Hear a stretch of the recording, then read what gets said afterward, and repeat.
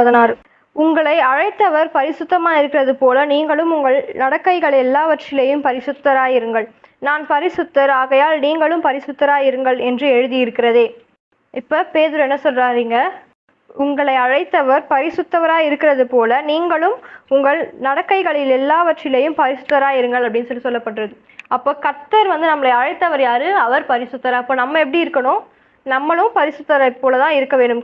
நம்ம பரிசுத்தமா இருக்கும்பொழுது கர்த்தர் என்ன பண்றாரு? அதுல பிரியமா இருக்கிறார். ஏன்னா நான் பரிசுத்தர், ஆகையால் நீங்களும் பரிசுத்தரா இருங்கள் என்று எழுதியிருக்கிறது. அப்ப கர்த்தர் என்ன சொல்றாரு? நான் பரிசுத்தன், அதனால என்னுடைய மகன் நீயும் என்ன பண்ணணும்?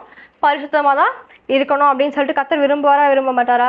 நிச்சயமா விரும்புவார். நம்மளால 100% பரிசுத்தமா இருக்க முடியல அப்படின்னாலும் என்ன பண்ணணும்?